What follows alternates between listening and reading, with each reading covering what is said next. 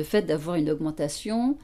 c'est forcément fondé sur un désir d'être reconnu, de valoriser ses compétences, d'avoir un meilleur salaire qui permettrait d'avoir plus d'activité. Donc ce désir-là, c'est un désir de reconnaissance, il est tout à fait adapté à la situation et c'est juste. Après, le besoin parle beaucoup plus de la façon dont le corps, lui, peut être éprouvé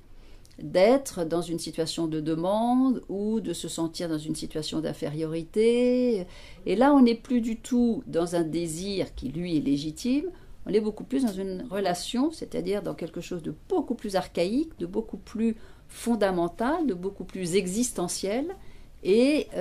c'est vraiment très important de distinguer ce qui relève d'un désir qui peut être tout à fait légitime sur le plan social et de ce qui relève d'un besoin qui, lui, parle véritablement le langage du corps.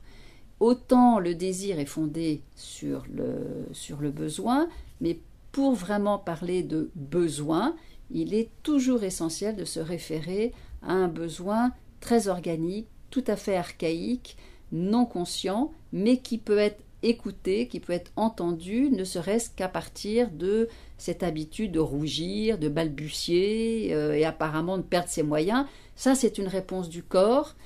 qui peut être effectivement décalée par rapport à ce qu'on aimerait être face à un patron, c'est-à-dire garder l'assurance, la tête haute, etc. Eh bien, le corps dit quelque chose et tant qu'on n'a pas décodé ce corps, il est très difficile, en l'occurrence, de rester la tête haute dans cette situation.